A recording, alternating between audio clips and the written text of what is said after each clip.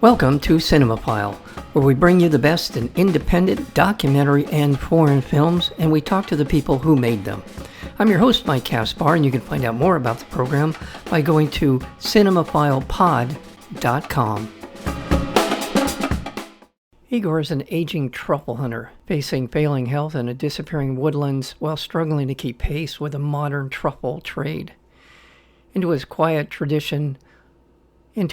traditional life bounds Dalia, his 28-year-old granddaughter from London, estranged from her roots and searching for her own direction. It's a wonderful film about a lot of cross-current of traditions and modern life and about family, and it's magical in its own way, very magical. The film Trifole stars Umberto Orsini as Igor as well as Ydalie Turk as Dalia, and it is written and directed by our guest today, Gabriele Fabbro. Gabriela, welcome to Cinemophile. Thank you. Thank you for having me. Thank you so much for being here. It's a wonderful film, wonderful characters, wonderful acting, and diving into a history and a tradition that not many people know about. And I thought the way you went about telling this story, you gave us the context for it, as well as the characters themselves. Let's talk a little bit about the inspiration behind Trifole. It started as I think everybody's curiosity about truffles. I was used to eat them in restaurants, not as often because they're very expensive. But every time that I would eat them, then the chef would come out and would tell stories, but mostly secrets about this truffle hunters going in the woods with a dog, but not revealing where they found the truffle.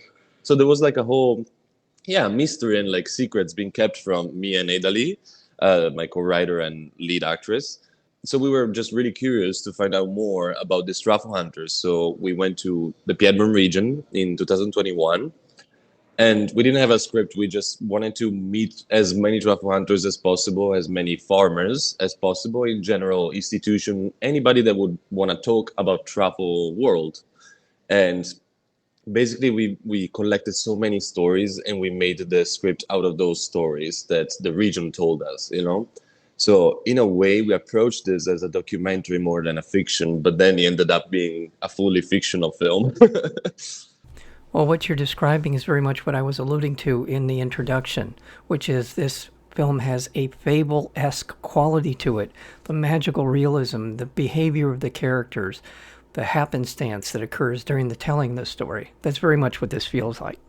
Yeah, it's really insane to me to call it a fable because it is a fable. It's literally a fable, but our efforts were not to make a fable, because it sort of happened to be that way, when we went there, the princesses even that looks like the the most visually fable they actually exist. If you go to Alba, that's how they make the fair. They dress everybody up and you have these princesses that bring the truffle to the table.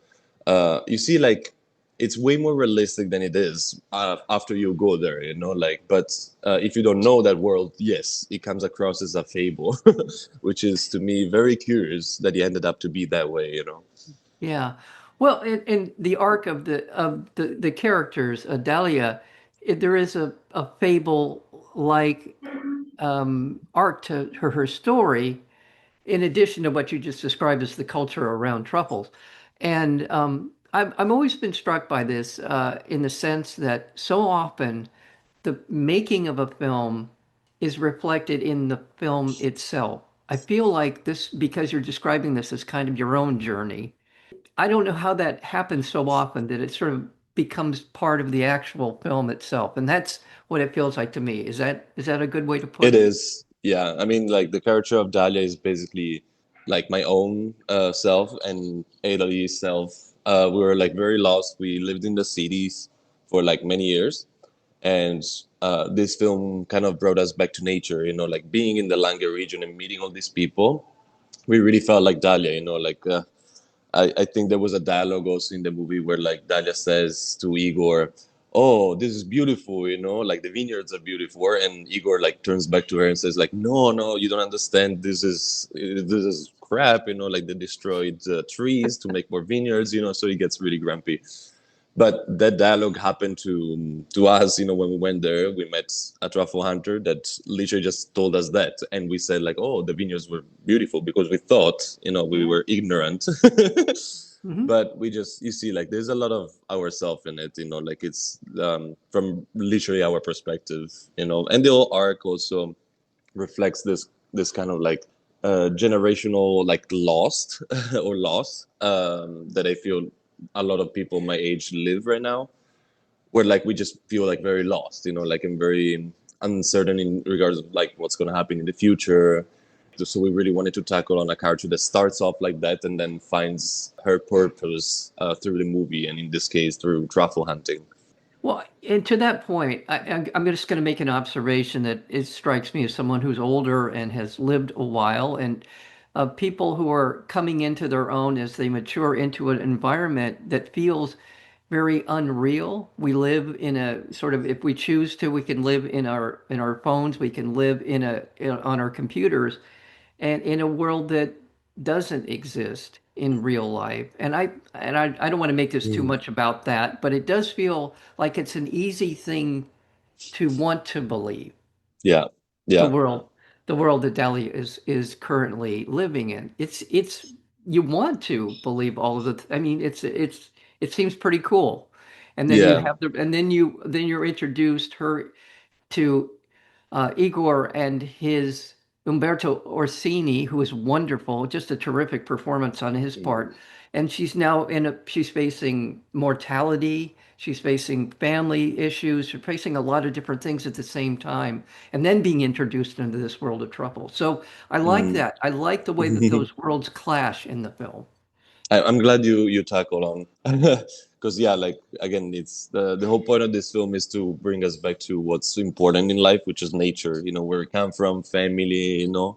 So it's yeah, everything else that we see, like the phones and like in general, like the whole more modern side of the truffle world. It's critiquing also like modernity, trying to sell you like the wrong things, the success or like the excess of money, like these truffles are like so precious for the one who finds it, but then they get resold for like an insane amount of money, and nobody really cares about what they are. They just care about like the fame of it. I'm glad you recognize that.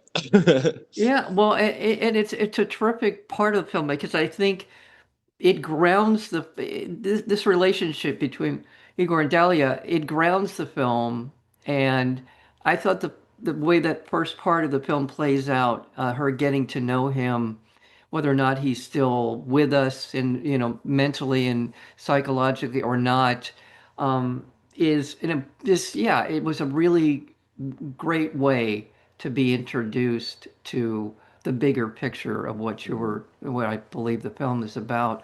Um, in terms of putting the cast together, you mentioned Ydalie Turk, who is wonderful, and Umberto Orsini, who we're familiar with from some very good films, including The Damned and others. In terms of having him, Umberto, part of this film, how important was that to the success of this film? It was pivotal. Like first of all, I'm really glad that the production like helped me out with this, because those were like my dream cast, and I would have never thought they would come on board.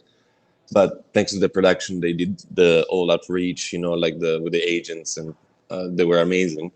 But yeah, for Igor, I really wanted Umberto because two things. Like one is more like objective, like there were not as many like famous actors from the Piedmont region. Like mostly, in Italy we have like actors that live in Rome or like Milan, but I really wanted someone that was from the Piedmont region. That was my like that's important, to keep the language. But the second thing is that I really love Umberto. Like I knew him more from like the theater. I watched The Damned, of course, and like Fellini, the little role that he had in La Dolce Vita. But aside from all the other movies that he made, I especially love him because of the theater work. And I've seen him many times in theaters. So, like, insanely talented. So, of course, I would love to have a honor to work with him. But also Yeah, for the script, he resembled as my grandpa, you know? yeah. It was really similar to him. I really wanted him, and I told him, like the first time I met him, Yeah. he was like, "Look, I love theater. I hate cinema. Why do you want me? Like, why? Because he doesn't shoot anymore, like he's always like in tour with theater. He just hates cinema. Yeah. So he's like, yeah, why do you want me? Like, why do you? And then a girl that speaks English, like I hate English, like like this. And I'm like, oh, okay. So I just told them that, like, look, I'm kind of I'm kind of bond to this choice because you remind me of my grandpa. And all I wanted to do was just to immortalize him in the best possible way. And it took that in sympathy, I think, and that's how like we got to like I think bond. Like to this day, like we're still friends. Like, and it's part of great friendship. This movie, which is something that I would have never expected from him. Just to talk a little bit about him, like he's amazing. Like he's 92 now. Like to this day, he's still on tour in theaters, and he never talked to me about like Fellini, Visconti, all these greats that he worked with. He never talks about it. He always talks about like what's new, like what he's gonna do. It's fascinating to see a man like that, and it is like a genius. I don't know, like the talent that he has is unbelievable to watch.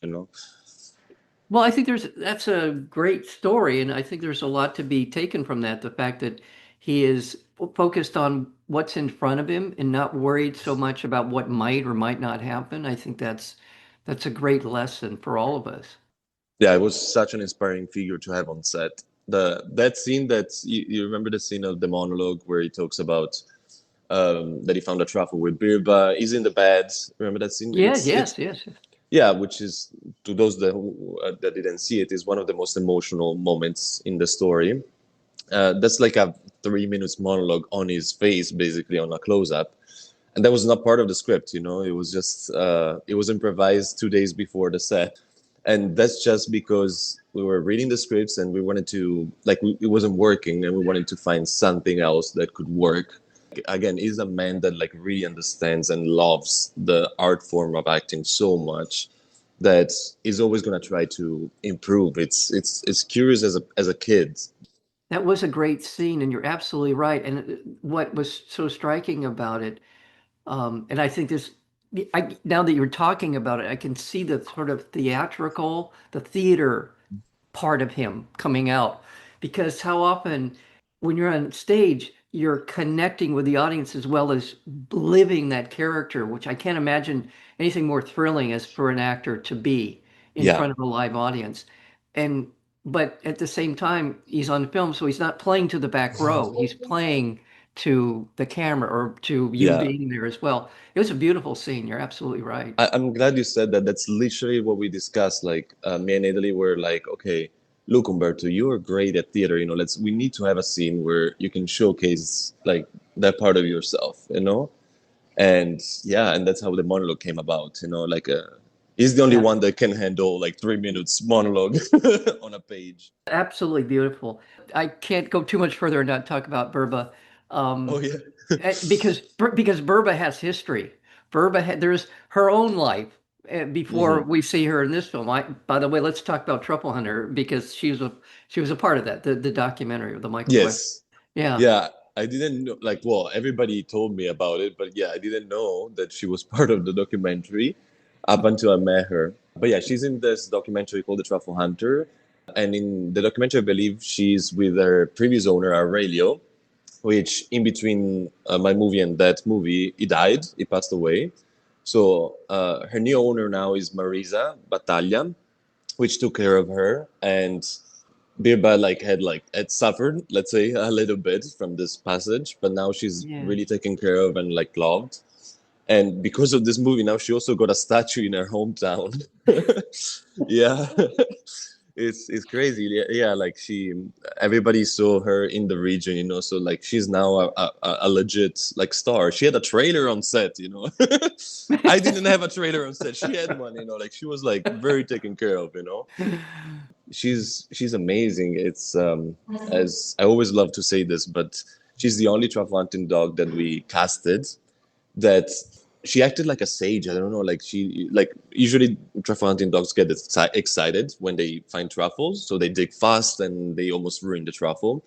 But she didn't do any of that. Like she was the only dog that if she smells the truffle, usually she just does like a little, how do you say this action? Like she just signals where the truffle is to the owner and lets him dig. Because otherwise she would ruin, like she got like she's very intelligent, and sometimes if the truffles are on the surface, she would pick them up on the mouth and just bring them to the owner. It's Wow. incredible. It's Wow. yeah, but he's the only dog that did that, and to this day she's also very quiet. Like she never barks. Never barks. Yeah, it's she got trained with Aurelio, but like yeah, it's a fact that is the only dog that behaved that way. That's remarkable. Well, she is a kind of a grounding presence in the film. She seems very, very dedicated to Igor as well as to her craft. You can tell from the film. And one other thing that I would put on the list of accomplishments for Trifole is that it has gotten a huge theatrical release in the United States, which is very rare for an independent film. I think you mentioned earlier about 150 theaters it opened in, which is a testament to the story, to the storytelling, and to the Coen media who got it out there. I know, like I'm really thankful to Coin Media Group because, like, also in Italy, like all the distributors that we're working with, they share this passion for cinema. Like they wanna put the movies in theaters first, and yeah, Coin Media did magic. Yeah, I was like crying when I heard like AMC got the film. I was really really happy that it happened. Well, for people listening to this conversation who want to see it, maybe they can't get to a theater, maybe it's not in their area, do we have a date coming up for when it'll be available on video on demand? I believe we're gonna be in January in VOD and like home video. I'm excited for the Blu-ray to come out, by the way. Yeah, but I think that's gonna get released in January. Okay, well, just for anyone listening to this conversation, Trifole is just be looking for it. It's heartwarming. It's about family. It's about relationships, and it's also about this amazing culture, amazing kind of lost in time kind of culture around truffles, and a lot more. And again, it is a fable or it's fable adjacent, shall we say, in terms it of is telling. a fable. Okay, it's a fable. Gabriele Fabbro, thank you so very much for spending some time with us here on Cinemaphile. Again, the film is called Trifole. You can see it in theaters right now. It may be in your neighborhood. Also, you can look forward in January for its VOD release. We have been speaking with the director and co-screenwriter of Trifole, Gabriele Fabbro. Gabriele, thank you. Thank you so much. Thank you. You have been listening to Cinemaphile with Mike Kaspar, the place where you will hear from the best in independent documentary and foreign filmmakers. Please check out our previous interviews as well as upcoming interviews and special programming by going to cinemaphilepod.com. We are also available on Apple Podcasts, Spotify, and YouTube, searchable under Cinemaphile with Mike Kaspar. Until next time, thank you for listening.